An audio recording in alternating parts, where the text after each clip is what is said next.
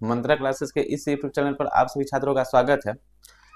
आज हम लोग फिर से रेलवे के प्रीवियस ईयर क्वेश्चन को देखेंगे और यह आपका 5वां वीडियो होगा। इससे पहले 4 वीडियो डाला जा चुका है, जिसमें 30-30 क्वेश्चन का 30-30 प्रश्नों का सीरीज डाला जा चुका है, ठीक ना। जिसमें आपको RRB, NTPC, ALP, RPF, group D, technician में पूछे गए अभी तक के प्रश्नों का श्रृंखला डाला गया था, ठीक है। तो आज यह 5वां लेक्चर होगा, जिसमें आप लोग देखेंगे जीके जीएस यानी history, polity, geography, statics, GK के 30 महत्वपूर्ण प्रश्नों को, ठीक है।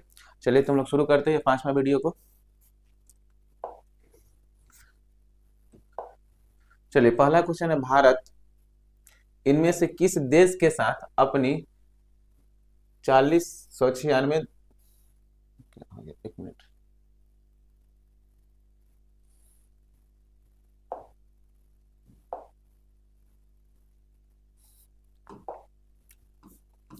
हाँ तो ध्यान देंगे, भारत इनमें से किस देश के साथ अपनी 4096.70 किलोमीटर या फिर मील में दिए हुए आपका 2545.57 मील की सीमा साझा करती है। तो पूछ रहा है क्वेश्चन कि किस देश के साथ भारत 4096.70 किलोमीटर या फिर 2545.57 मील की सीमा साझा करती है, किस देश के साथ सीमा साझा करती है।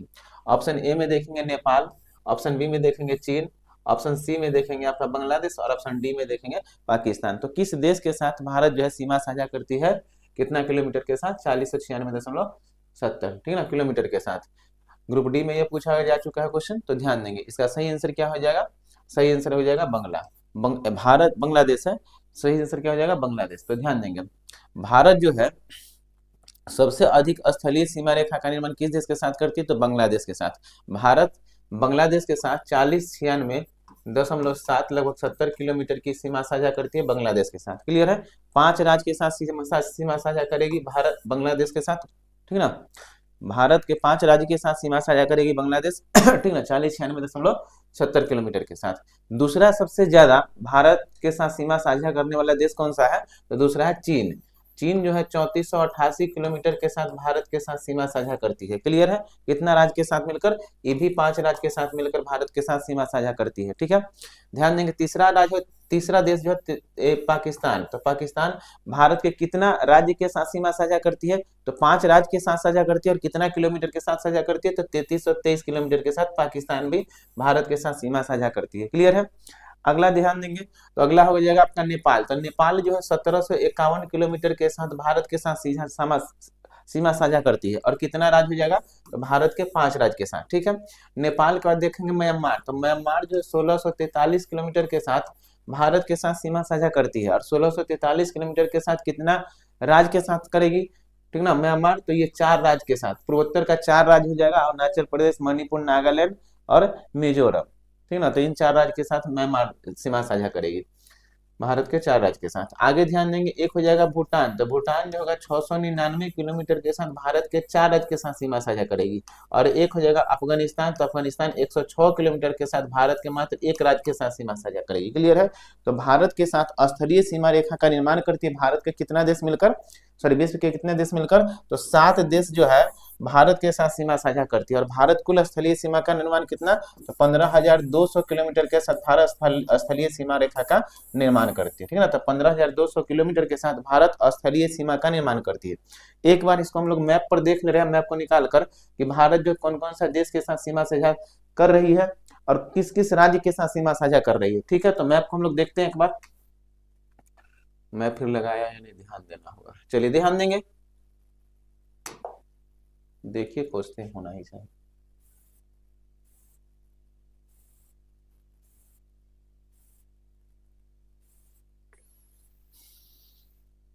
ऊपर में रख दिया कीजिए, उस दिन भी बताए थे, खोजते रहे।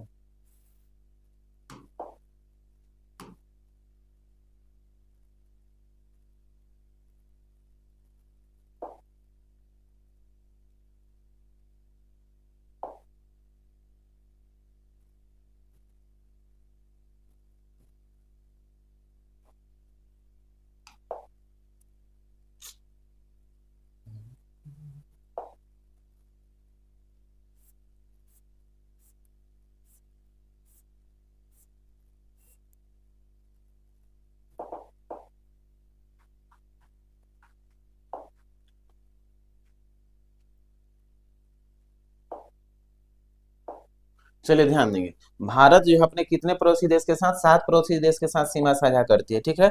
तो 7 पड़ोसी देश में कौन कौन सा देश हो जाएगा, इसको एक बार मैप पर हम लोग देख लेंगे और इसको अच्छा समझने का प्रयास करेंगे, ठीक है।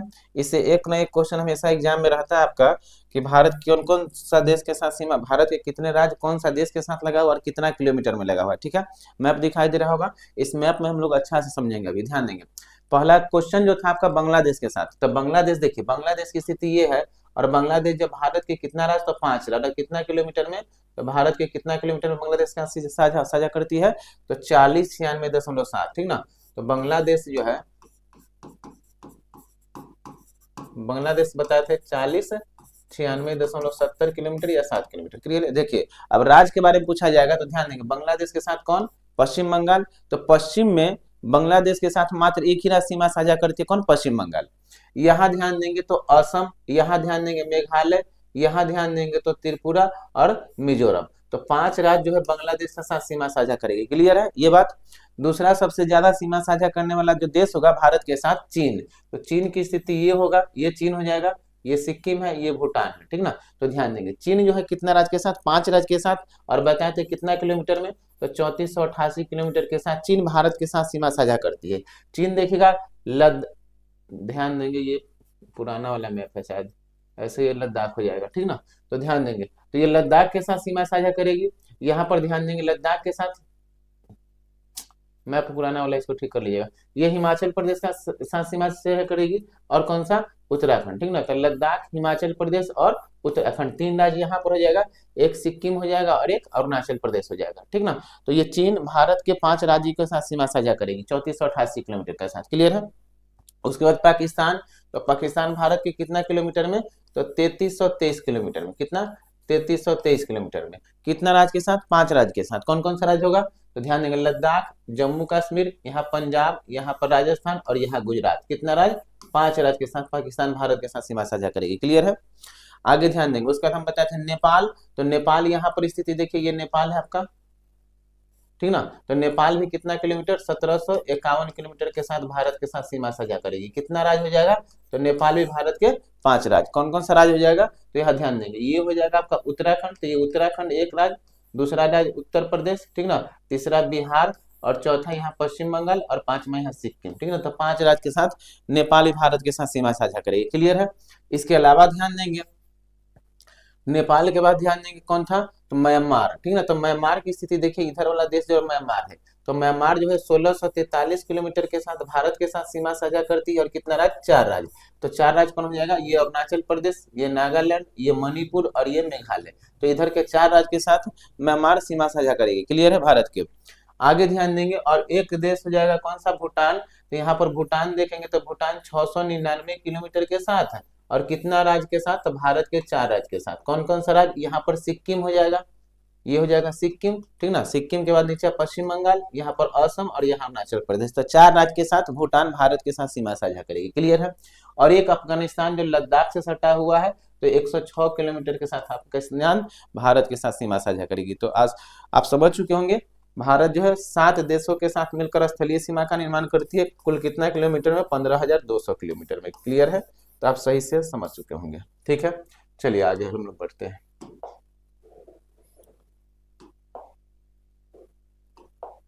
चलिए, तो इसका सही आंसर क्या हो जाएगा, बांग्लादेश। 1 नंबर क्वेश्चन था, 2 नंबर क्वेश्चन की तरफ हम लोग बढ़ते हैं।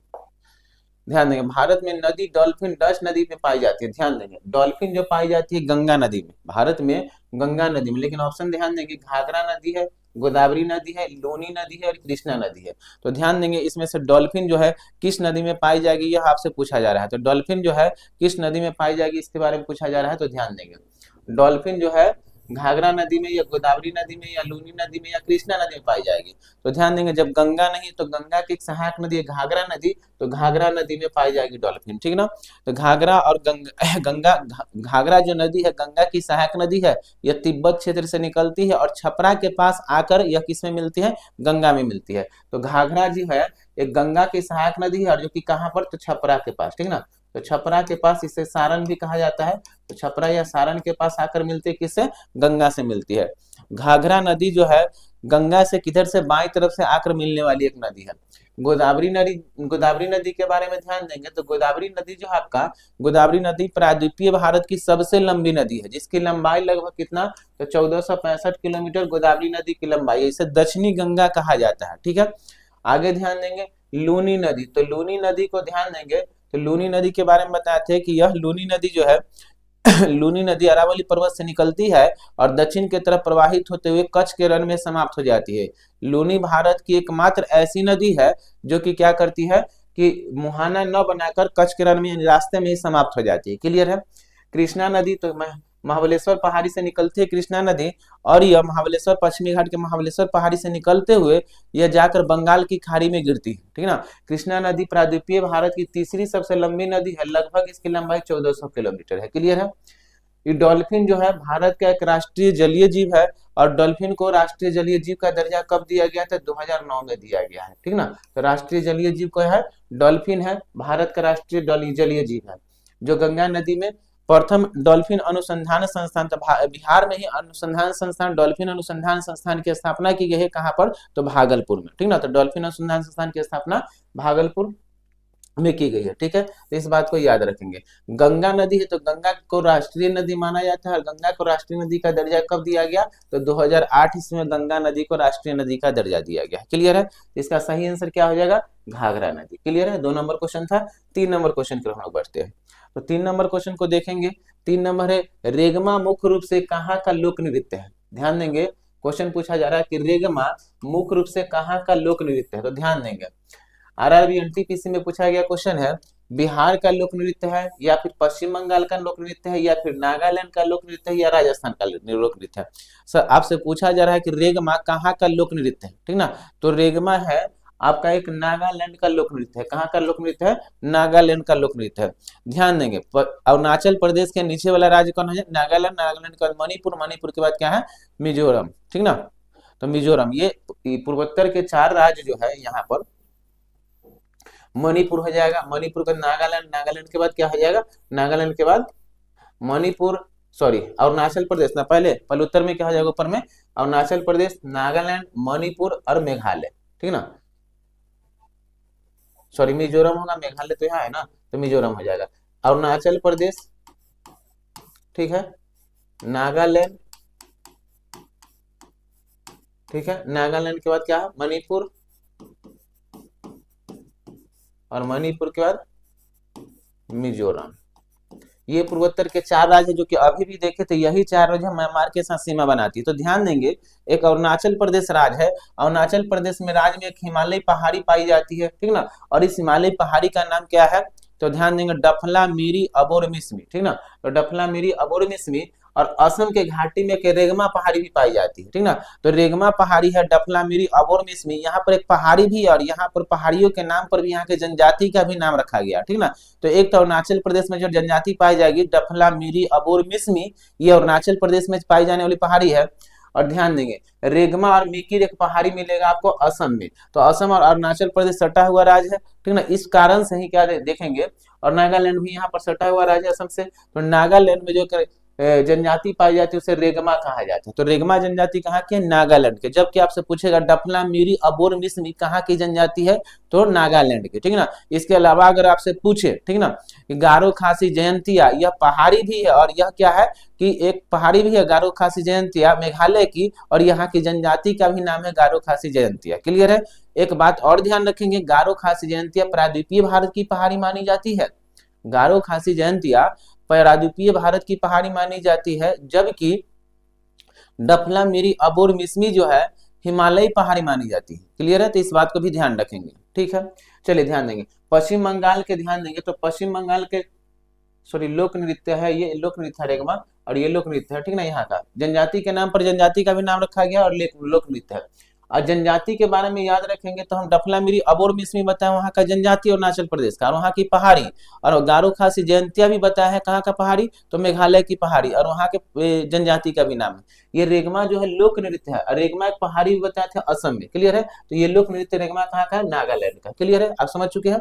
अब ध्यान देंगे पश्चिम बंगाल के लोक नृत्य को किस नाम से जाना जाता है, तो पश्चिम बंगाल के लोक नृत्य से इससे पहले वाला भी वीडियो में देखोगे कि पश्चिम बंगाल का लोक नृत्य आया था, ठीक ना। तो पश्चिम बंगाल के लोक नृत्य को छऊ के नाम से भी जाना जाता है। तो पश्चिम बंगाल के लोक नृत्य छऊ है, तो छऊ के नाम से जाना जाएगा। नागालैंड के देखे रेगमा के नाम से जाना। बिहार के लोक नृत्य को किस नाम से जाना जाता है, तो बिहार के लोक नृत्य को आपको झूमर के नाम से जाना जाता है, जाट जटिन के नाम से जाना जाता है, ठीक ना। तो ये कहाँ के बिहार का लोक नृत्य है, कर्मा के नाम से जाना जाता है। ये सब बिहार के लोक नृत्य है, ठीक ना। झूमर है, जाट जटिन है, जाट जटिन है, कर्मा है, ये सब कहाँ है, पश्चिम बंगाल के, सॉरी ये बिहार के है। पश्चिम बंगाल का लोक नृत्य छऊ है, ठीक ना। जाट जटिन नहीं होगा, छऊ होगा, ठीक है। राजस्थान के लोक नृत्य का नाम क्या है, तो राजस्थान के लोक नृत्य जो होगा, तो राजस्थान में लोक नृत्य को कठपुतली कहा जाता है, 13 ताली कहा जाता है, ठीक ना। तो कठपुतली हो गया, 13 ताली हो गया, ये सब कहाँ का लोक नृत्य हो जाएगा, राजस्थान का हो जाएगा, क्लियर है। तो इसका सही आंसर क्या हो जाएगा, नागालैंड। 3 नंबर है। ध्यान देंगे लोक नृत्य है, जनजाति बुलाया गया था, रिदम में हो जाता है कभी कभी। 4 नंबर क्वेश्चन को देखेंगे, पिंडर नदी। ध्यान देंगे तो पिंडर नदी इनमें से किस स्थान पर अलकनंदा से मिलती है, तो ध्यान देंगे पिंडर नदी जो है कौन स्थान पर किससे मिलती है, तो अलकनंदा से मिलती है। तो पहले तो हम ध्यान देंगे कि अलकनंदा से मिलने वाली नदियों के संगम के बारे में, ठीक ना। तो अलकनंदा से मिलने वाली नदियों के संगम के बारे में ध्यान देंगे।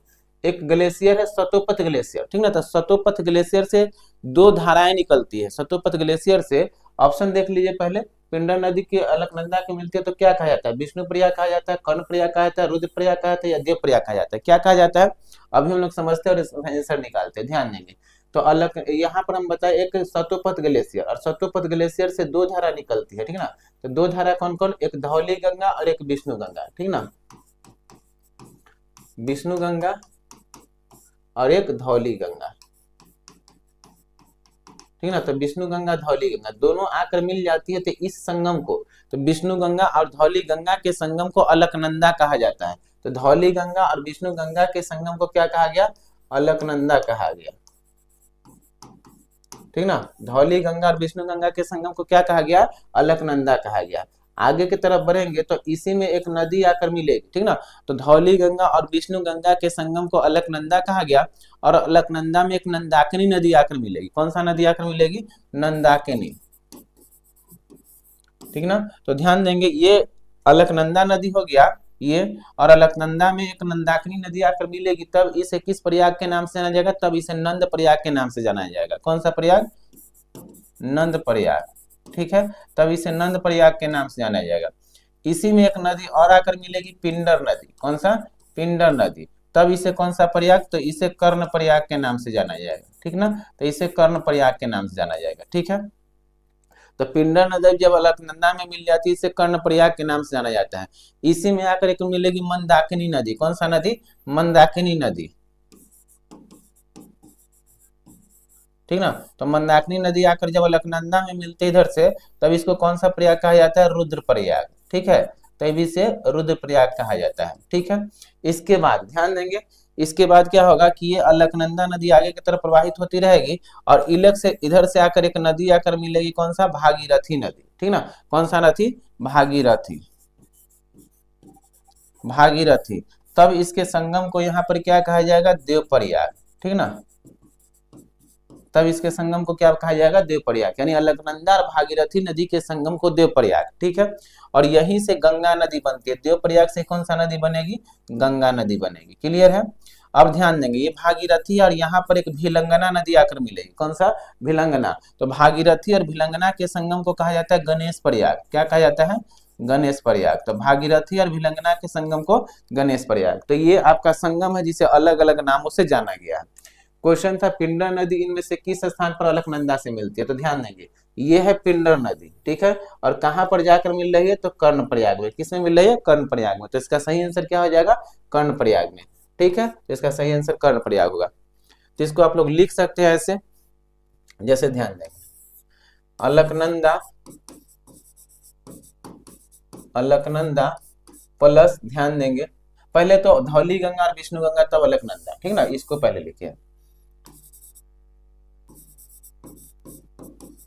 धौली गंगा प्लस विष्णु गंगा, इसको क्या कहा गया, अलकनंदा, ठीक ना। धौली गंगा और विष्णु गंगा के संगम को अलकनंदा। ध्यान देंगे अलकनंदा और नंदाकिनी, अलकनंदा प्लस नंदाकिनी, इसके संगम को क्या कहा गया, तो नंद प्रयाग, इसके संगम को क्या कहा गया, नंद प्रयाग। क्लियर है। उसके बाद अलकनंदा ही होगा, अब प्लस अलकनंदा में क्या हो जाएगा, तो अलकनंदा में पिंडर नदी हो जाएगा, ठीक ना, पिंडर नदी, तब इसको कर्ण प्रयाग कहा जाएगा, ठीक है, इसके कर्ण प्रयाग। आगे ध्यान देंगे अलकनंदा ही होगा और प्लस में मंदाकिनी हो जाएगा, मंदाकिनी, तब इसके संगम को क्या कहा जाएगा, रुद्रप्रयाग, इसके संगम को रुद्रप्रयाग, ठीक है।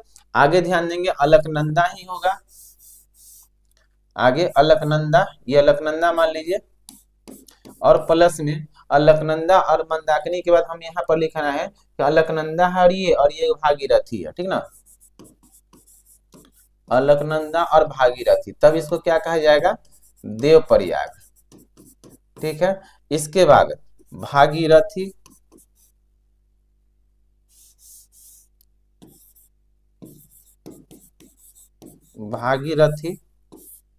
प्लस भिलंगना, इसके संगम को क्या कहा जाएगा, गणेश प्रयाग, ठीक है। तो इसका सही आंसर क्या हो जाएगा, कर्ण प्रयाग। ये 4 नंबर क्वेश्चन था, हम लोग 5 नंबर क्वेश्चन की ओर बढ़ते हैं, ठीक है। चलिए ध्यान देंगे 5 नंबर क्वेश्चन है, प्रसिद्ध शास्त्रीय नृत्यांगना शोभना नारायण किस नृत्य शैली से संबंधित है। ये तो आपका पूछ रहा है कि प्रसिद्ध शास्त्रीय नृत्यांगना है एक कौन, शोभना नारायण, किस नृत्य शैली से संबंधित है। ध्यान देंगे भरतनाट्यम से संबंधित है, कथकली से संबंधित है, या कुचिपुड़ी से संबंधित है, या कथक से संबंधित है। तो इसका सही आंसर क्या हो जाएगा, तो इसका सही आंसर आपका क्या हो जाएगा बताइएगा, तो ये कथक से संबंधित है। किससे संबंधित है, कथक से संबंधित है, ठीक है। कथक कहाँ का लोक नृत्य है तो बताइएगा, शास्त्रीय नृत्य सॉरी, तो कथक कहाँ का नृत्य शैली है, तो कथक आपका उत्तर प्रदेश का नृत्य शैली है। कहाँ का, उत्तर प्रदेश, उत्तर भारत या उत्तर प्रदेश जगह। कुचिपुड़ी कहाँ का है, आंध्र प्रदेश का नृत्य शैली, ठीक है। कथकली कहाँ का हो जाएगा, तो ये केरल का हो जाएगा। कहाँ का हो जाएगा, केरल का हो जाएगा, ठीक है। भरतनाट्यम कहाँ का हो जाएगा, तमिलनाडु का हो जाएगा, ठीक ना, तो ये तमिलनाडु का हो जाएगा। क्लियर है। इसके अलावा अगर आपसे पूछा जाए बताइएगा मोहिनी अट्टम कहाँ का हो जाएगा, मोहिनी अट्टम कहाँ का हो जाएगा, तो ये केरल का हो जाएगा, ठीक ना। अगर पूछा जाए आपसे कि सत्रिया कहाँ का होगा, तो सत्रिया कहाँ का होगा, असम का होगा। तो ये शास्त्रीय नृत्य वगैरह भी याद रखेंगे, ठीक है। तो ये क्वेश्चन नंबर 5 था, इसका सही आंसर क्या हो जाएगा, कथक।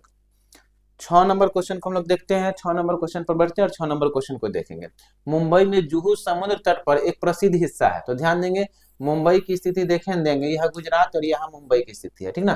तो मुंबई के जूही समुद्र तट पर ये हिस्सा जो होगा किसका होगा, ये पूछा जा रहा है। तो मुंबई का जूही जो, ये तो गुजरात का है, ये मुंबई का होगा, ये गोवा होगा, ये कर्नाटक होगा और ये केरल होगा। तो ये अरब सागर की स्थिति है, किसका है, अरब सागर। और अरब सागर के भारत के कितने राज्य समुद्री सीमा का निर्माण करती है ये बताइएगा। तो अरब सागर के साथ भारत के 4 राज्य समुद्री सीमा का निर्माण करेगी, या 5 राज्य, सॉरी 5 राज्य, और बंगाल के खाड़ी के साथ 4 राज्य। 5 राज्य कौन कौन सा हो जाएगा, तो ये गुजरात हो जाएगा 1 में, 2 में महाराष्ट्र हो जाएगा, 3 में गोवा हो जाएगा, 4 में कर्नाटक हो जाएगा और 5 में आपका केरल हो जाएगा। अगर बंगाल के खाड़ी से पूछा जाएगा तो यहाँ पर पश्चिम बंगाल 1 में, दूसरा में उड़ीसा, तीसरा में आंध्र प्रदेश और चौथा में क्या हो जाएगा, तमिलनाडु, ठीक ना। तो कुल मिलाकर भारत के 9 राज्य तटीय सीमा रेखा का निर्माण करती है। भारत के मुख्य तटीय सीमा रेखा की लंबाई कितना, 6100 किलोमीटर, जबकि कुल तटीय सीमा रेखा की लंबाई बोलेगा तब 7516.6 किलोमीटर, 7516.6 या 7 किलोमीटर देगा, देख लीजिएगा, ठीक है, समझिए। तो ये जो क्वेश्चन पूछा रहा, मुंबई में जूही समुद्र तट पर एक हिस्सा है, तो यह हिस्सा किसका होगा, ये समुद्री तट का हिस्सा किसका होगा, ये है इधर में क्या चीज, अरब सागर, और इधर में क्या है, बंगाल की खाड़ी, ठीक है ना। तो यह है बंगाल की खाड़ी, तो ये बंगाल की खाड़ी, तो ये किसका हिस्सा होगा? अरब सागर का। तो सही ऑप्शन देखिएगा, प्रशांत महासागर, बंगाल की खाड़ी, अरब सागर या हिंद महासागर। तो सही आंसर क्या हो जाएगा?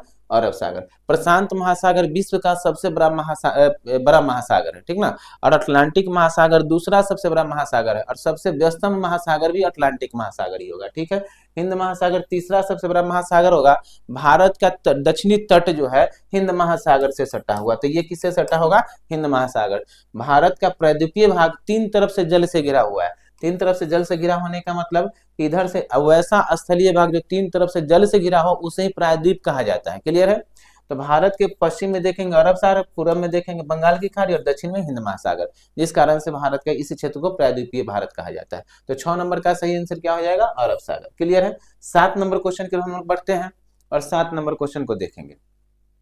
भारतीय संविधान का निम्नलिखित में से कौन सा अनुच्छेद अभिव्यक्ति की स्वतंत्रता के संबंध में कुछ अधिकारों को सुरक्षा की गारंटी देता है? ठीक ना। तो भारतीय संविधान का कौन सा अनुच्छेद जो है पूछ रहा है कि अभिव्यक्ति की स्वतंत्रता, ठीक ना, के संबंध में कुछ अधिकारों की सुरक्षा की गारंटी देता है? तो ध्यान देंगे, अनुच्छेद 14, अनुच्छेद 21, अनुच्छेद 19 या अनुच्छेद 22।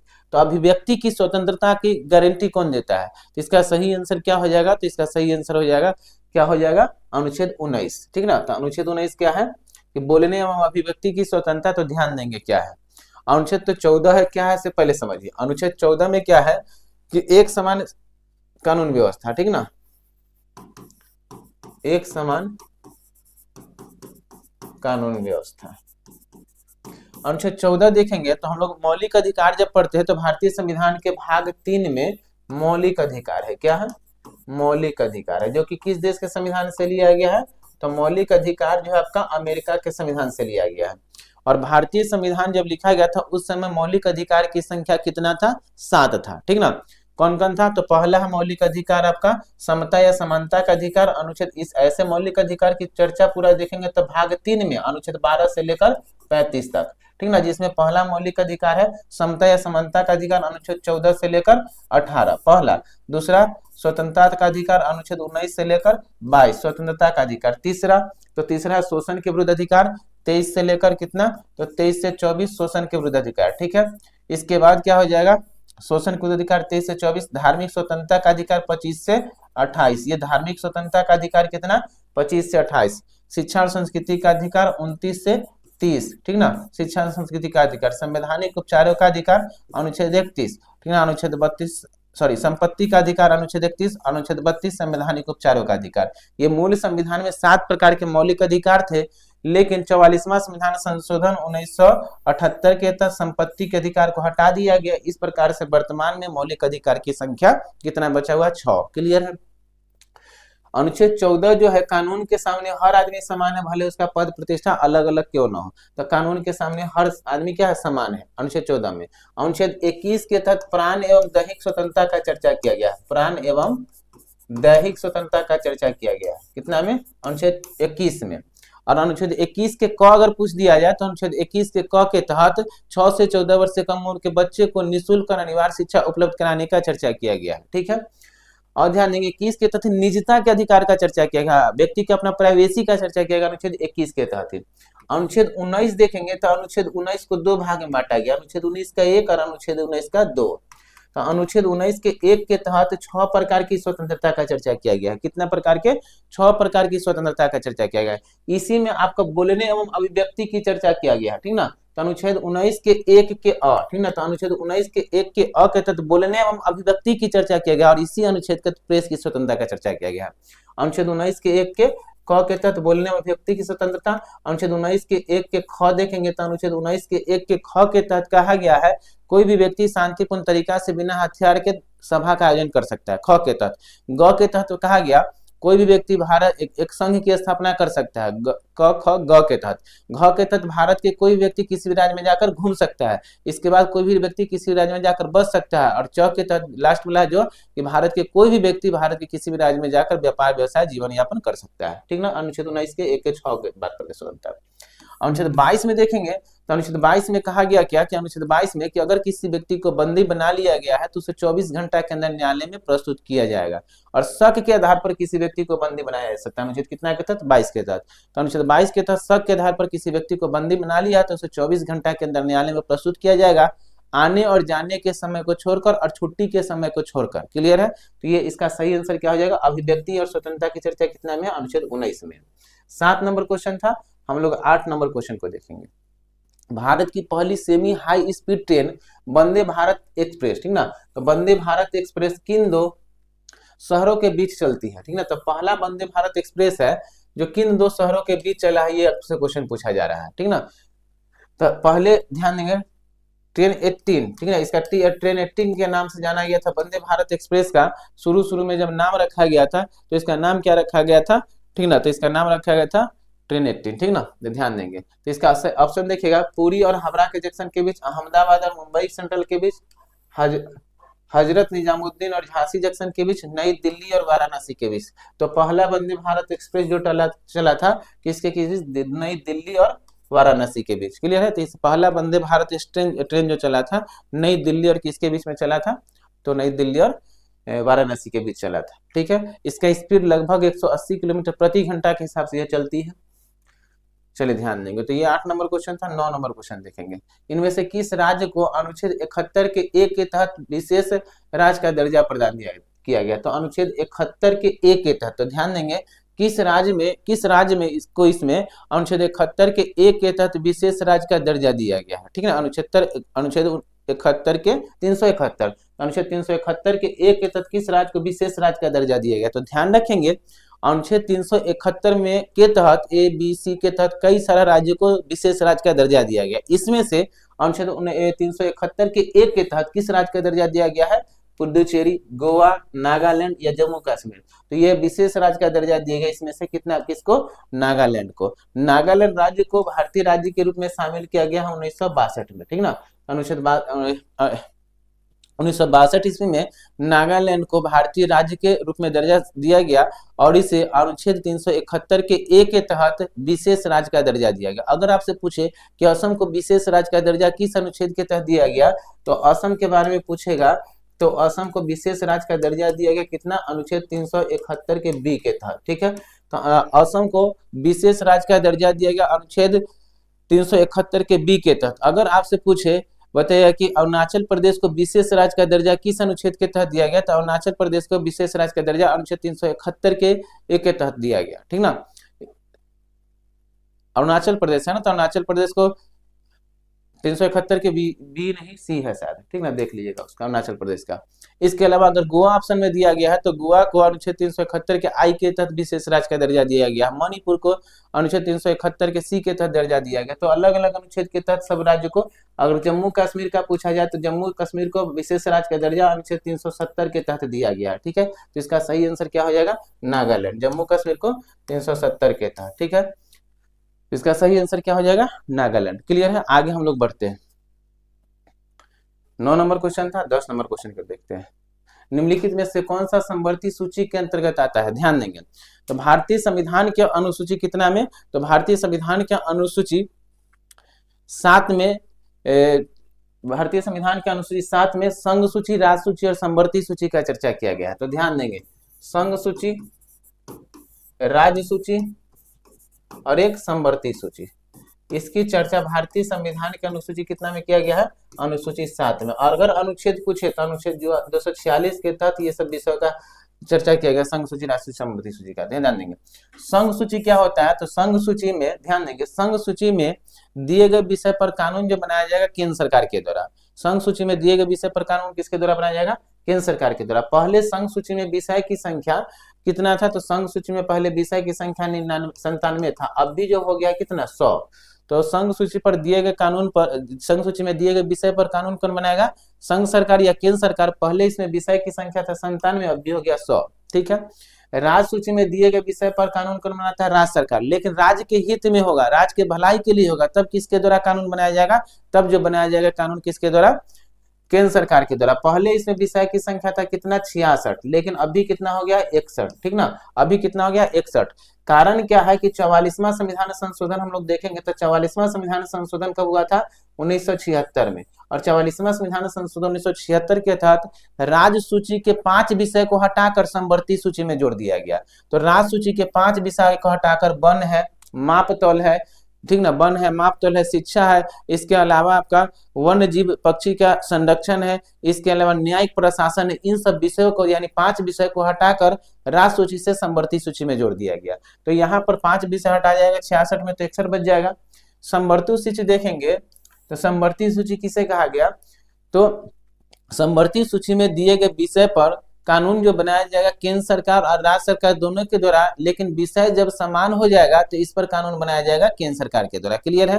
पहले इसमें विषय की संख्या था 47, समवर्ती सूची में मूल संविधान जब लिखा गया तब इसमें विषय की संख्या था कितना 47, लेकिन वर्तमान में इसमें विषय की संख्या कितना हो गया, वर्तमान में इसमें विषय की संख्या 52, क्योंकि 5 विषय 42वां संविधान संशोधन के तहत जोड़ा गया। कौन कौन, वन जोड़ा गया, शिक्षा जोड़ा गया, इसके अलावा मापतौल जोड़ा गया, वन जीव संरक्षण जोड़ा गया, यानी वन जीव के पशु पक्षी का संरक्षण जोड़ा गया, और न्याय की प्रशासन विधि जोड़ा गया। तब इसमें विषय की संख्या कितना हो गया 52। क्लियर है। तो कुछ विषय को देखेंगे, इसमें क्वेश्चन दिया गया है निम्नलिखित में से कौन सा समवर्ती विषय के समवर्ती सूची के अंतर्गत आता है। तो ध्यान देंगे, अभी क्या बताया वन, वन बताया संघ सूची से, राज्य सूची से हटाकर किसमें जोड़ दिया गया, समवर्ती सूची में आ गया। तो यही वन हो जाएगा, किसका विषय हो जाएगा, समवर्ती सूची का विषय हो जाएगा। रक्षा संघ सूची का विषय हो जाएगा, पुलिस राज्य सूची का विषय हो जाएगा, व्यापार भी राज्य सूची का विषय हो जाएगा। ठीक ना। तो ध्यान देंगे, जैसे रक्षा हो गया, विदेशी मामला हो गया, रेलवे हो गया, मुद्रा हो गया, ठीक ना, ये सब युद्ध और शांति हो गया, जनगणना, ये सब हो गया संघ सूची का विषय। राज्य सूची में पुलिस हो गया, पशु कृषि हो गया, पशुपालन हो गया, ठीक ना, ये सब जो है राज्य सूची का विषय। समवर्ती सूची में वन, समवर्ती सूची में देखिए वन है, शिक्षा है, मापतौल है, ठीक ना, इसके अलावा न्यायिक प्रशासन है, ये सब समवर्ती सूची का विषय हो जाएगा। क्लियर है। तो इसका सही आंसर क्या हो जाएगा, बी। 10 नंबर क्वेश्चन था, हम लोग 11 नंबर क्वेश्चन पर बढ़ते हैं। भारतीय संविधान के संदर्भ में निम्नलिखित में से कौन सा सही सुमेलित है। तो ध्यान देंगे, भाग 3 राज्य के नीति का सिद्धांत है, भाग 3 मौलिक अधिकार है, भाग 3 मौलिक कर्तव्य है, या भाग 3 नागरिकता है। भाग 3 में किस चीज का चर्चा किया गया, अभी हम थोड़ा देर पहले इसका चर्चा किए हैं, मौलिक अधिकार। तो भाग 3 में मौलिक अधिकार का चर्चा किया गया, तो भाग 3 मौलिक अधिकार। तो इसका सही आंसर क्या हो जाएगा, सी। राज्य के नीति तत्व की चर्चा कितना में है, भाग कितना में है, भाग 4 में, ठीक ना। मौलिक अधिकार की चर्चा, सॉरी यहाँ कर्तव्य लिखा हुआ है ना, भाग 3 में मौलिक अधिकार का चर्चा है, किसका, मौलिक अधिकार का। तो भाग 3 में मौलिक अधिकार का है, ठीक है। मौलिक कर्तव्य है, तो मौलिक कर्तव्य का चर्चा भाग 4 के क। मौलिक कर्तव्य मूल संविधान में नहीं था, 42वां संविधान संशोधन 1976 के तहत जोड़ा गया, भाग 4 के क में जोड़ा गया। स्वर्ण सिंह समिति के अनुशंसा पर मौलिक कर्तव्य को जोड़ा गया भाग 4 के क में 42वां संविधान संशोधन 1976 के तहत, और अनुच्छेद 51 के क में। नागरिकता की चर्चा, तो नागरिकता की चर्चा भाग कितना में है, भाग 2 में है नागरिकता की चर्चा। क्लियर है। तो इसका सही आंसर क्या हो जाएगा, बी। मौलिक अधिकार जो है भाग 3 में। मौलिक अधिकार किस देश के संविधान से लिया गया, अमेरिका से। मौलिक कर्तव्य किस देश के संविधान से, रूस से। राज्य के नीति तत्व किस देश के संविधान से, तो ये आयरलैंड के संविधान से। भारत में एकल नागरिकता का प्रावधान है, और एकल नागरिकता किस देश के संविधान से, ब्रिटेन के संविधान से। क्लियर है। तो 11 नंबर क्वेश्चन था, हम लोग 12 नंबर क्वेश्चन को देखते हैं। जैन मठवासी प्रतिष्ठानों को क्या कहा जाता था। तो जो जैन मठवासी था, उस मठवासी को प्रतिष्ठान जो कराया जाता था, प्रतिष्ठान को क्या कहा जाता था। ध्यान देंगे, तीर्थ कहा जाता था, बसादीस कहा जाता था, श्वेतांबर कहा गया था, या अपरिग्रह कहा जाता था। क्या कहा जाता था, तो ध्यान देंगे, इसको कहा जाता था बसादीस। क्या कहा जाता था, बसादीस। तीर्थ या तीर्थंकर कहा गया, जैन धर्म में गुरुओं को तीर्थ या तीर्थंकर कहा गया, ठीक है। श्वेतांबर, जब जैन धर्म में हम लोग देखेंगे कि प्रथम जैन संगीति जब हुआ था, तो प्रथम जैन संगीति में जैन धर्म 2 भागों में बट गया था, श्वेतांबर और दिगंबर। श्वेत वस्त्र पहनने वाले को श्वेतांबर और बिना वस्त्र वाले को दिगंबर कहा गया, ठीक ना। श्वेतांबर के समर्थक जो स्थूलभद्र हुए, और दिगंबर के समर्थक जो है भद्रबाहु हुए, ठीक ना। अपरिग्रह किसे कहा गया, तो जैन भिक्षुक के द्वारा धन का संचयन नहीं करने की प्रक्रिया को ही अपरिग्रह कहा गया। क्लियर है। तो इसका सही आंसर क्या हो जाएगा, बसादीन। 12 नंबर क्वेश्चन था। 13 नंबर क्वेश्चन की हम लोग बढ़ते हैं। भारतीय संविधान का कौन सा अनुच्छेद उच्च न्यायालयों के उच्च न्यायालय के न्यायाधीश द्वारा शपथ या प्रतिज्ञा से संबंधित है।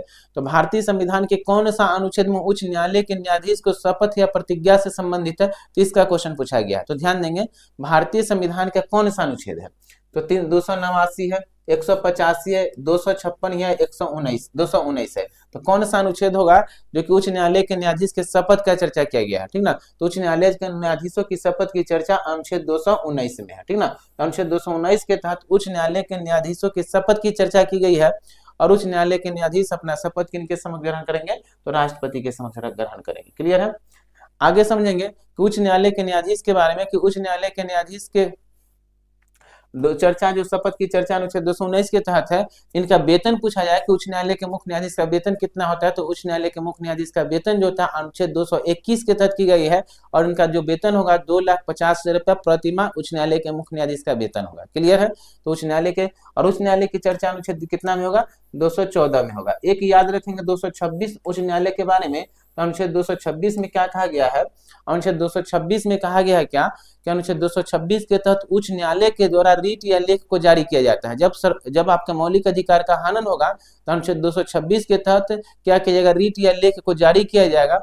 अगर आपका सर्वोच्च न्यायालय के द्वारा रीट या लेख पूछा जाएगा तो भारतीय संविधान के अनुच्छेद 32 के तहत सर्वोच्च न्यायालय के द्वारा लेख या रीट को जारी किया जाता है, ठीक ना। तो उच्च न्यायालय और सर्वोच्च न्यायालय दोनों के द्वारा रीट या लेख को जारी किया जाएगा। लेकिन याद रखेंगे कि किस न्यायालय के द्वारा लेख या रीट को जारी नहीं किया जाता है, तो निचली न्यायालय जो होगा, व्यवहार न्यायालय, उसके द्वारा रीट या लेख को जारी नहीं किया जाएगा। लेकिन उच्च न्यायालय और सर्वोच्च न्यायालय के द्वारा रीट या लेख, जो कि बंदी प्रत्यक्षीकरण होता है, अधिकार परीक्षा होता है, प्रमादेश, ये 5 प्रकार का जो लेख है जारी करने का अधिकार सर्वोच्च न्यायालय के पास भी होगा और उच्च न्यायालय के पास होगा। उच्च न्यायालय अनुच्छेद 226 के तहत, सर्वोच्च न्यायालय अनुच्छेद कितना के तहत, 32 के तहत करती है। क्लियर है। तो इस बात को याद रखेंगे। अनुच्छेद ध्यान देंगे तो इसका सही आंसर हो गया क्या चीज, 219। अनुच्छेद 289 में किस चीज का चर्चा किया गया, तो याद रखेंगे अनुच्छेद 289 में संघ के काराधन से संबंधित राज्यों की संपत्ति का चर्चा किया गया। संघ के काराधन से संबंधित राज्यों के संपत्ति का चर्चा किया गया। अनुच्छेद 256 याद रख, 185 है, तो 185 में याद रखेंगे कि अनुच्छेद 185 के तहत सभापति उपसभापति के ऊपर अगर महाभियोग प्रक्रिया, हटाने की प्रक्रिया यानी महाभियोग प्रक्रिया विचाराधीन है, तो वो सदन की अध्यक्षता नहीं कराएंगे। इस चीज का चर्चा अनुच्छेद कितना में किया गया, अनुच्छेद 185 में किया गया। बात समझ गए। अनुच्छेद 256 के तहत राज्य और संघ के, अनुच्छेद 256 के तहत राज्य और संघ के दायित्व का चर्चा किया गया, ठीक ना। 256 के तहत राज्य और संघ के दायित्व का चर्चा किया गया। तो इसका सही आंसर क्या हो जाएगा, डी 13 का। 14 नंबर, अंगीकृत किए जाने के समय भारतीय संविधान का सबसे लंबा संविधान कौन सा था। अंगीकृत किए जाने के समय भारतीय संविधान सबसे लंबा संविधान था, जिससे मूलतः कितना अनुच्छेद था, यानी डैश अनुच्छेद था। तो जब लिखा गया संविधान तो उस समय अनुच्छेद की संख्या कितना था, ये पूछा जा रहा है। तो मूल संविधान में कितना अनुच्छेद था, 395, 448 या 444 या 348। तो मूल संविधान में अनुच्छेदों की संख्या कितना रही है, 395, ठीक है। जब लिख लिया गया संविधान तो मूल संविधान में 395 अनुच्छेद थे, 8 अनुसूची थे और 22 भाग थे, ठीक ना। वर्तमान में क्या हो गया है, 460 से प्लस, कहीं 444 भी देगा, 60-65 से प्लस हो गया अनुच्छेद।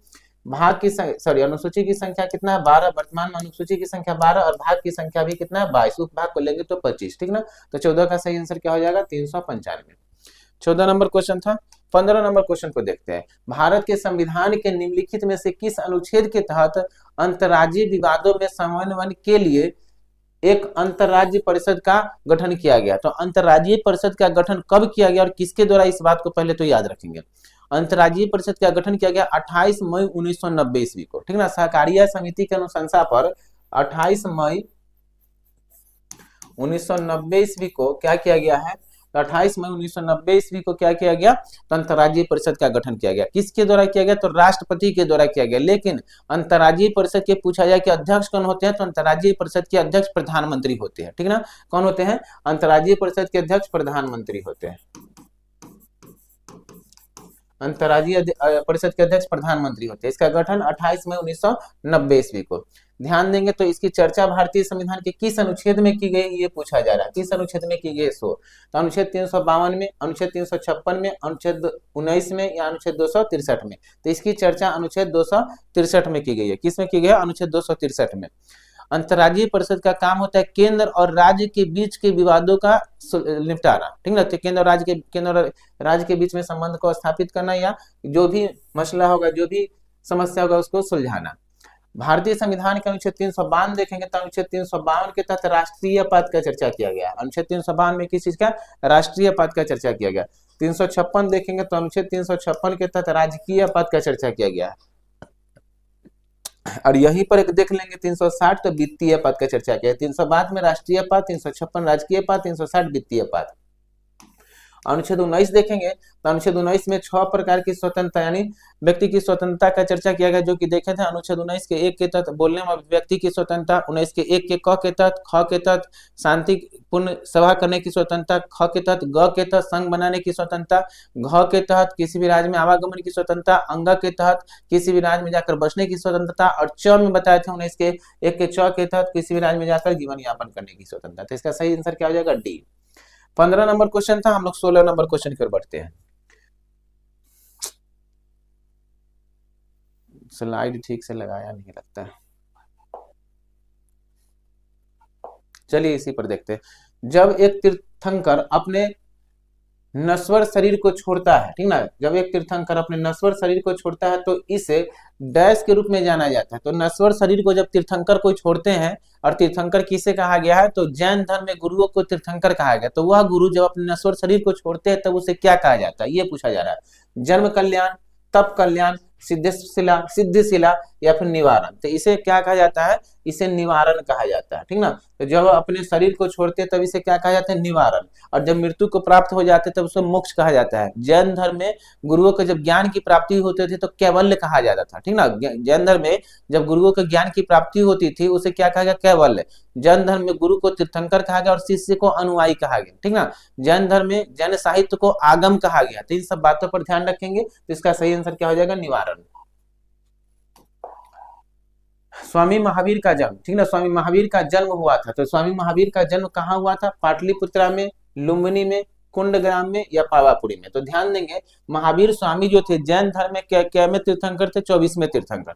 जैन धर्म के बारे में देखेंगे, इतिहास को थोड़ा सा समझ लेंगे तो जैन धर्म में जैन शब्द की उत्पत्ति संस्कृत के जिन से हुई है, जिसका अर्थ होता है क्या चीज? विजेता। और यहाँ पर विजेता का अर्थ किस चीज से है? तो विजेता का अर्थ ज्ञान इंद्रियों पर विजय पाने वाला से, ठीक ना।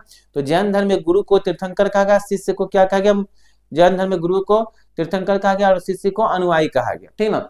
अब ध्यान देंगे जैन धर्म के जो प्रथम गुरु हुए या संस्थापक हुए या प्रथम तीर्थंकर हुए ऋषभ देव, ठीक ना। जैन धर्म के प्रथम गुरु ऋषभ देव हुए, इन्हें जैन धर्म का संस्थापक कहा जाता है। क्लियर है? जैन धर्म के प्रथम गुरु ऋषभ देव हुए और जैन धर्म का संस्थापक। लेकिन अगर आपसे पूछे कि वास्तविक संस्थापक किसको कहा जाता है जैन धर्म का, तो जैन धर्म का वास्तविक संस्थापक जो हुए, तो जैन धर्म का वास्तविक संस्थापक कौन हुए? महावीर स्वामी। कौन हुए? महावीर स्वामी जैन धर्म का वास्तविक संस्थापक हुए, ठीक ना। महावीर स्वामी के बारे में इतिहास को देखेंगे तो महावीर स्वामी का जन्म 540 ईसा पूर्व में वैशाली के कुंडग्राम नामक स्थान पर हुआ। किस स्थान पर? कुंडग्राम नामक स्थान पर। महावीर स्वामी के माता का नाम देखेंगे तो इनके माता का नाम था त्रिशला, ठीक ना। महावीर स्वामी के माता का नाम त्रिशला। और महावीर स्वामी के अगर पिता का नाम देखेंगे तो महावीर स्वामी के पिता का नाम क्या था? सिद्धार्थ। महावीर स्वामी के पिता का नाम सिद्धार्थ। और अगर महात्मा बुद्ध के बचपन का नाम पूछेगा तो सिद्धार्थ, लेकिन यहाँ पर महावीर स्वामी के पिता का नाम क्या? सिद्धार्थ। महावीर स्वामी के माता हो गया त्रिशला, पिता हो गया सिद्धार्थ। महावीर स्वामी की पत्नी का नाम क्या है? यशोदा, ठीक ना। यशोदा महावीर स्वामी की पत्नी का नाम हुआ।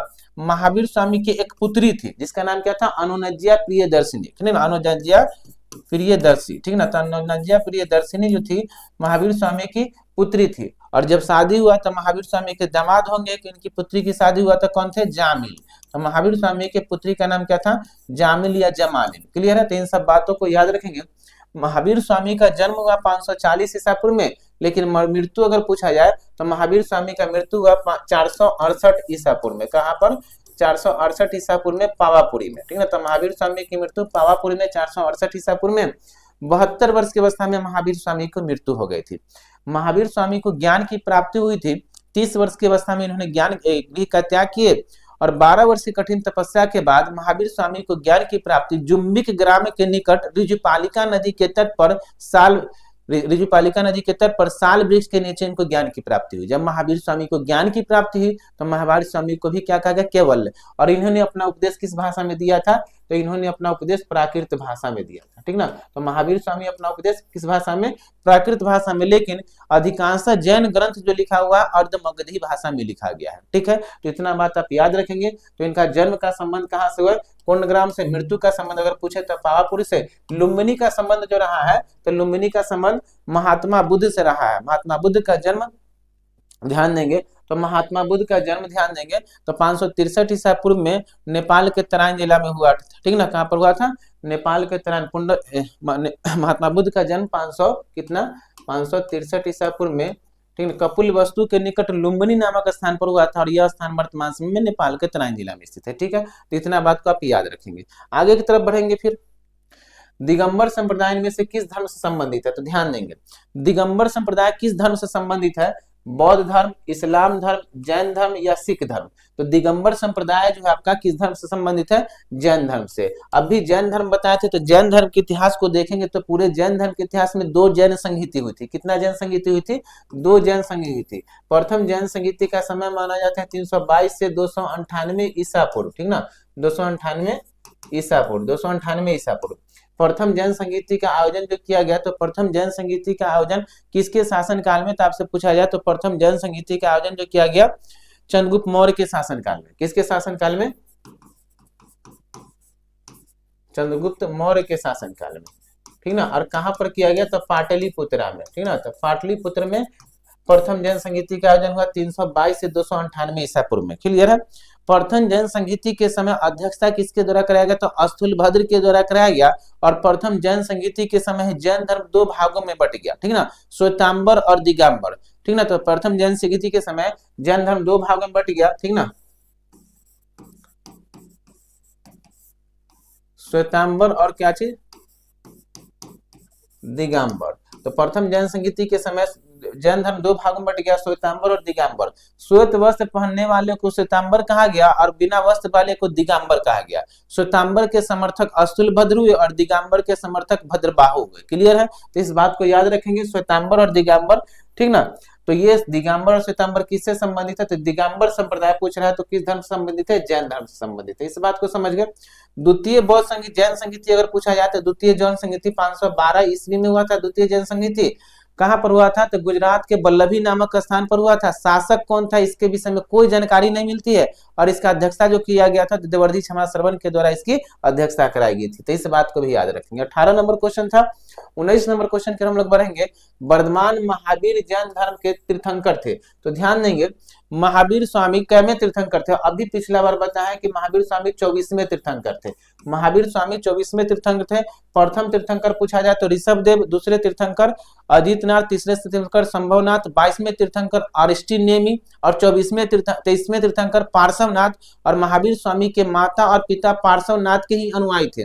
पार्श्वनाथ को ज्ञान की प्राप्ति सम्यक पर्वत पर हुई थी और महावीर स्वामी के माता पिता पार्श्वनाथ के अनुयायी थी, जो कि कैवें तीर्थंकर थे, 23वें तीर्थंकर थे पार्श्वनाथ। और 24वें तीर्थंकर महावीर स्वामी हुए। महावीर स्वामी जैन धर्म के वास्तविक संस्थापक कहलाए, ठीक ना। महावीर स्वामी के बचपन का ही नाम क्या था, वर्धमान। महावीर स्वामी के बचपन का नाम क्या था, वर्धमान। अभी जन्म बताए थे 540 ईसा पूर्व में और इनका मृत्यु बताए थे 468 ईसा पूर्व में, क्लियर है।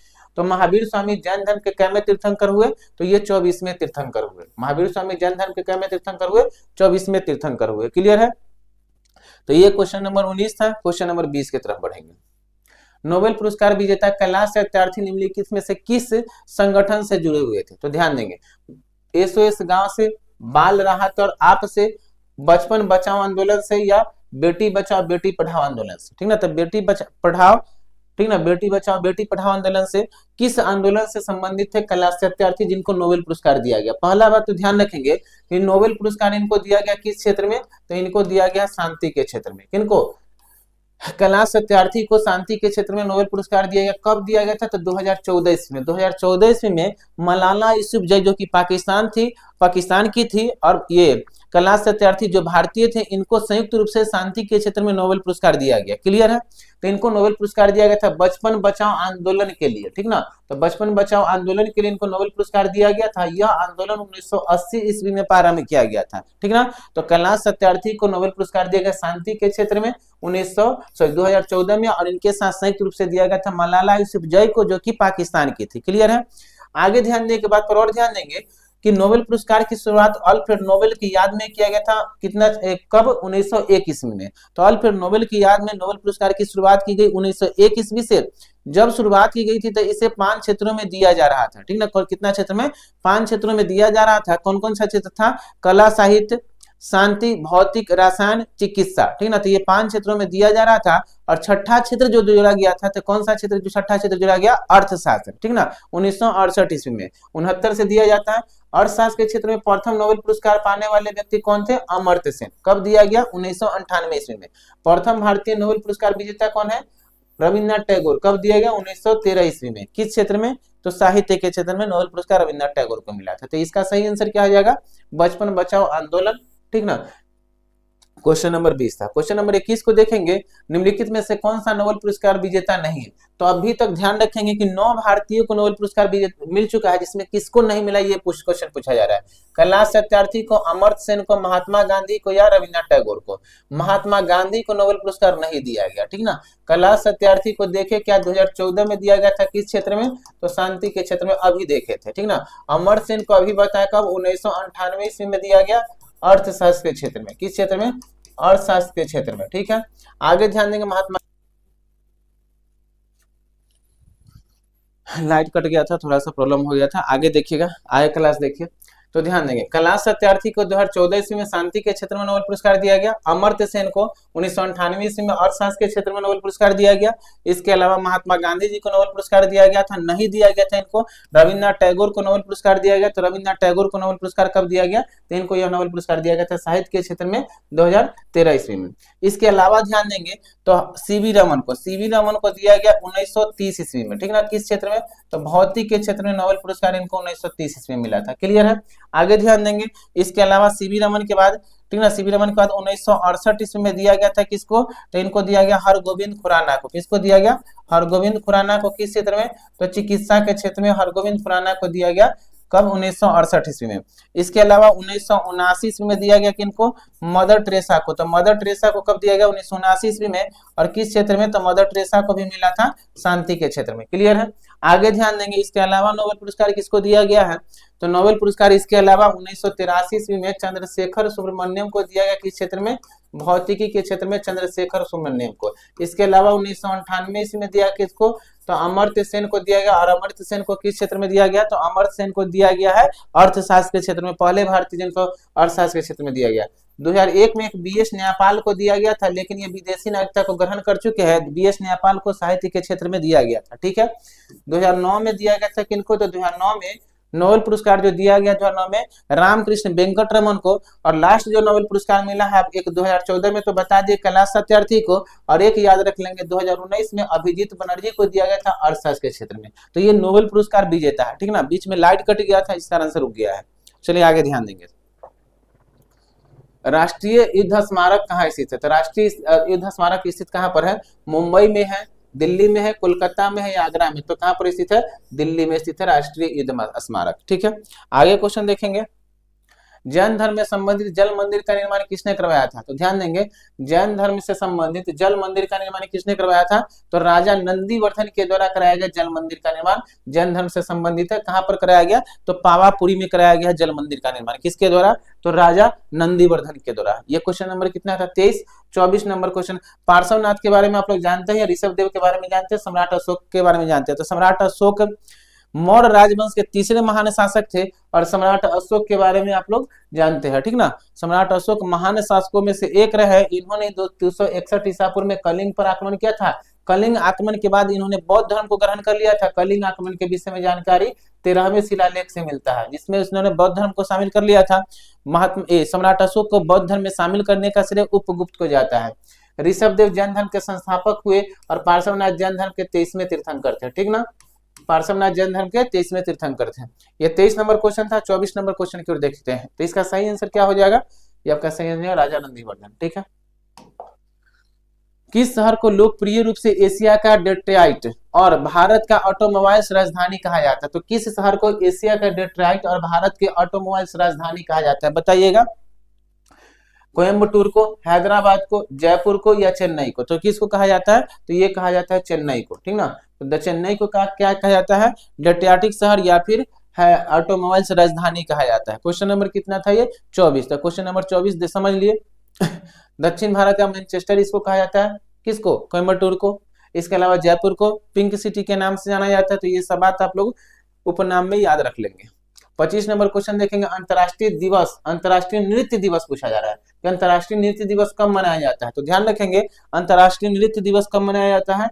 27 अप्रैल को, 28 अप्रैल को, 29 अप्रैल को या 30 अप्रैल को? तो ये मनाया था अंतर्राष्ट्रीय नृत्य दिवस। 29 अप्रैल को अंतर्राष्ट्रीय नृत्य दिवस मनाया जाता है। ठीक है। 25 नंबर क्वेश्चन था। आगे हम लोग बढ़ते हैं 26 नंबर क्वेश्चन की ओर। और 26 नंबर क्वेश्चन को देखेंगे। प्रसिद्ध हिंदी उपन्यास तमस के लेखक कौन है? तो तमस पुस्तक जो उपन्यास है इसके लेखक कौन है? ठीक है। प्रसिद्ध उपन्यास जो है तमस, इसके लेखक कौन है? तो ध्यान देंगे इसके लेखक जो है नागेंद्र है, भीष्म सहनी है, यशपाल है या त्रिलोचन है? तो इसके लेखक जो है भीष्म सहनी है। भीष्म सहनी के और सारा पुस्तक लिखा हुआ है। तो अब भीष्म सहनी के अगले एक और 2 पुस्तक का याद रख लें, नाम याद रख लेंगे। 2 डेज। ठीक ना। तो 2 डेज जो लिखा हुआ भीष्म सहनी के द्वारा लिखा हुआ पुस्तक है। और मिडिल इंडिया यह भी भीष्म सहनी के द्वारा लिखा हुआ पुस्तक है। क्लियर है। 26 का 27 नंबर क्वेश्चन को देखेंगे। टेस्ट मैच में भारत के लिए शतक बनाने वाले पहले क्रिकेटर। तो शतक बनाने वाले पहले क्रिकेटर अगर पूछा जाए टेस्ट मैच में, तो टेस्ट मैच में शतक बनाने वाले पहले क्रिकेटर कौन रहे हैं? तो ध्यान देंगे लाला अमरनाथ, सुरेंद्र अमरनाथ, दीपक शोधन या हनुमंत सिंह। ये कौन है जो कि टेस्ट मैच में पहले शतक लगाए हैं? ठीक ना। तो लाला अमरनाथ जो है टेस्ट मैच में पहला शतक लगाया है। वनडे मैच में पहला शतक लगाने वाले खिलाड़ी कौन रहे? तो वनडे मैच में पहला शतक लगाने वाले खिलाड़ी कपिल देव। अगर आपसे पूछा जाए कि टी20 मैच में पहला शतक लगाने वाला खिलाड़ी कौन? भारतीय, तो पहला भारतीय कौन? सुरेश रैना। अगर पूछा जाए कि आईपीएल मैच में पहला शतक लगाने वाले कौन? तो आईपीएल में पहला शतक लगाने वाले कौन थे? इसको आप लोग कमेंट में लिखिए। 27 नंबर क्वेश्चन था। 28 नंबर क्वेश्चन देखिएगा। मनीष पांडे होगा, अगर आंसर याद नहीं है तो देख लीजिएगा। 28 नवरोज त्योहार किस धार्मिक समुदाय से संबंधित है? ठीक ना। तो नवरोज त्योहार किस धार्मिक समुदाय से संबंधित है? देखिएगा ये पारसी है, बौद्ध है, जैन है और या सिख है। किस धार्मिक समुदाय संबंधित है? ये पारसी से संबंधित है नवरोज त्योहार। ठीक ना। आगे हम लोग बलवन के बारे में देखेंगे। प्राचीन मध्यकालीन भारत में तो बलवन ने भी नवरोज जैसे त्योहार को प्रारंभ किया था और सिजदा और फाबोस की जैसे परंपरा को प्रारंभ किया था। 29 देखेंगे। निम्नलिखित में से कौन सा पश्चिम बंगाल का सबसे बड़ा मेला है? तो पश्चिम बंगाल का सबसे रास मेला गंगा सागर मेला, जयदेव केदुम्बली मेला या रामकेली मेला? कौन सा मेला है? तो यह है आपका गंगा सागर मेला है। ठीक ना। गंगा सागर मेला जो कि मकर संक्रांति के दिन मनाया जाता है पश्चिम बंगाल में। और गंगा सागर एक द्वीप भी है। पश्चिम बंगाल की स्थिति देखेंगे तो गंगा सागर द्वीप जो पश्चिम बंगाल के तट पर है। ठीक ना। और गंगा सागर मेला मनाया जाता है पश्चिम बंगाल में, जो कि मकर संक्रांति के समय मनाया जाता है। 29 नंबर क्वेश्चन था। 30 नंबर क्वेश्चन को देखेंगे। भारत की पहली मस्जिद कौन सी है? 30 नंबर क्वेश्चन है कि भारत की पहली मस्जिद कौन सी है? तो इसके बारे में ध्यान देंगे। तो भारत की पहली मस्जिद जो है चिरान पूजा जुमा मस्जिद है, जियारत शरीफ है, मलिक किदान मस्जिद है या पलया जुम्मा पल्ली है। ठीक ना। तो कौन सा मस्जिद जो है भारत की पहली मस्जिद है? तो भारत की पहली मस्जिद जो है आपका कौन सा है? चिरान जुमा मस्जिद है। ये कहाँ पर स्थित है? तो चिरान जुमा मस्जिद केरल में स्थित है। कहाँ पर? केरल में स्थित है। इसका निर्माण जो कब कराया गया था? तो 629 ईस्वी में इसका निर्माण कराया गया था और ये कहाँ पर है? केरल में। ठीक है। तो ये 30 नंबर क्वेश्चन था और 30 नंबर ही आपका क्वेश्चन था, ये ध्यान देंगे। और 30 क्वेश्चन ही आपको लाया गया था जिसमें। तो 30 महत्वपूर्ण क्वेश्चन को देखिए आप लोग। एनटीपीसी रेलवे ग्रुप डी अभी तक जितना जो रेलवे का एग्जाम रेलवे के एग्जाम में पूछा जा चुका है उन सभी प्रश्नों को देखे थे। आगे हम लोग इसी तरह के सीरीज को बढ़ाते हुए चलेंगे। एक आपका दरोगा का सीरीज बिहार एसएससी है, जिसमें बिहार एसएससी दरोगा, इसके अलावा बिहार पुलिस यानी बिहार में अभी तक जो भी क्वेश्चन पूछा जा चुका होगा प्रीवियस ईयर, उसका सीरीज देख रहे हैं हम लोग। और एक देख रहे हैं क्या चीज का? तो रेलवे का देख रहे हैं। आप डेली सीरीज को रेगुलर रखिए, इससे बहुत सारा आपको फायदा होगा। आगे किसी भी एग्जाम में इससे क्वेश्चन पूछा जाएगा। ठीक ना। क्योंकि प्रीवियस ईयर क्वेश्चन है। ठीक है। रहने दीजिए इसको। धन्यवाद।